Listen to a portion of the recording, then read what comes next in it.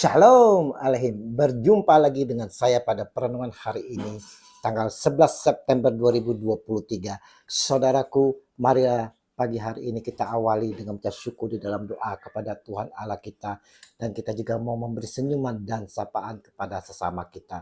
Kita awali perenungan pagi hari ini dengan tanda kemenangan kita dalam nama Bapa dan Putra dan Roh Kudus. Amin.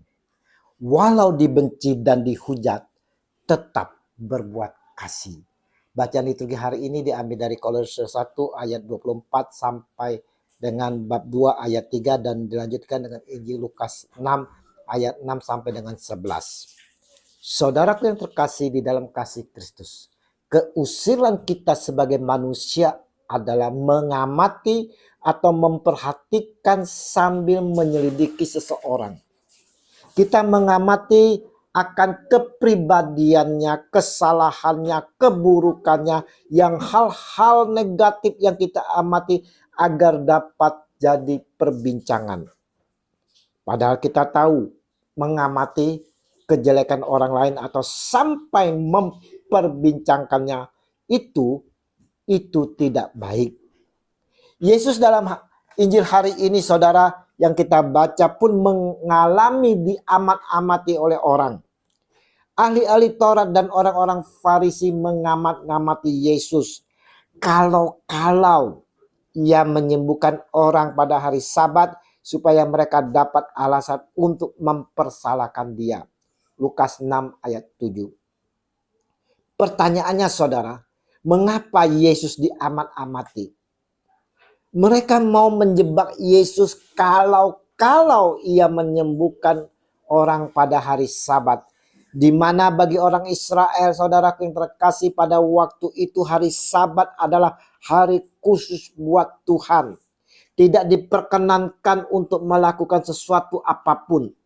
Jika Yesus tetap melakukan, berarti dia melanggar hukum Tuhan dan dapat diadili.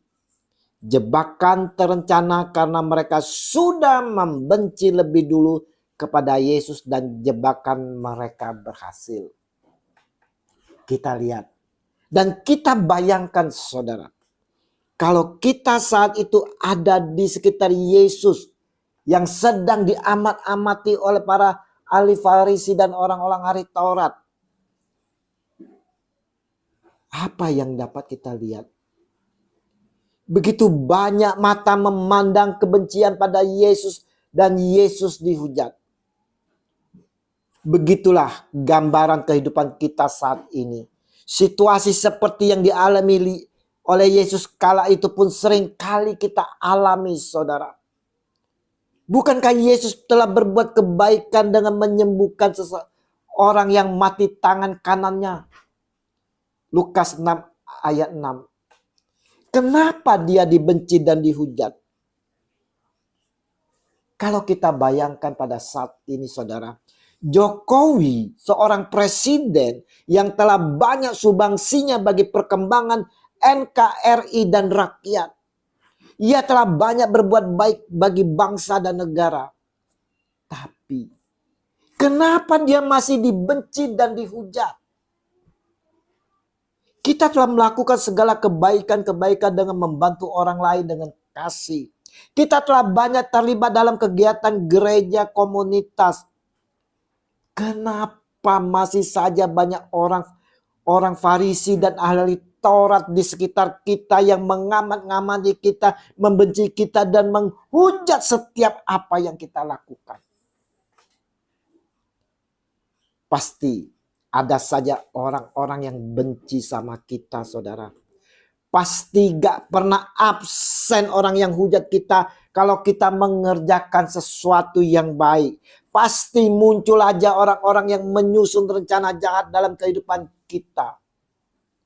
Sebaik apapun kita, sehebat apapun kita, semanis apapun senyum kita, pasti ada saja orang-orang yang seperti itu. Itulah ilalang di tengah benih yang baik, saudara. Yesus tahu pikiran ahli Taurat dan orang Farisi. Dan Yesus pun hari itu tepat pada hari Sabat. Dan bisa saja karena tahu sedang ada jebakan, Yesus gak perlu lagi susah-susah nyembuhin orang segala di hari Sabat. Tapi kita lihat, Yesus berani maju karena dia tahu bahwa yang sedang dia lakukan adalah kebenaran.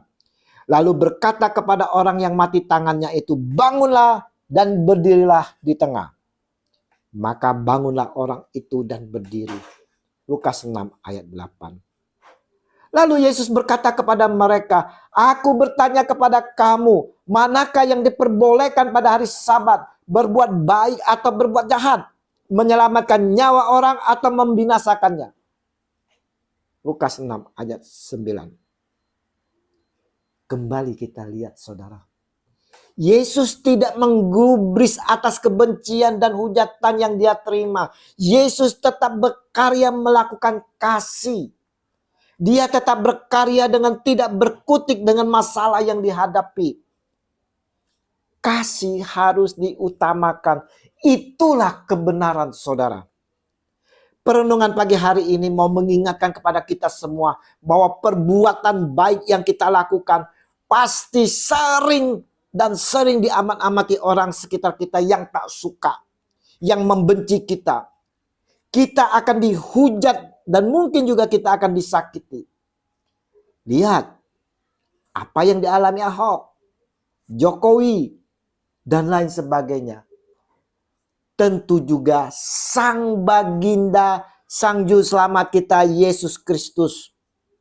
Yesus walau dibenci, dihujat, dia tetap semangat berkarya dalam kasih. Yesus tidak peduli atas semuanya itu saudara. Begitu juga dengan kita. Selayaknya lah kita tak peduli dengan pengamatan orang-orang atas kebaikan yang kita lakukan.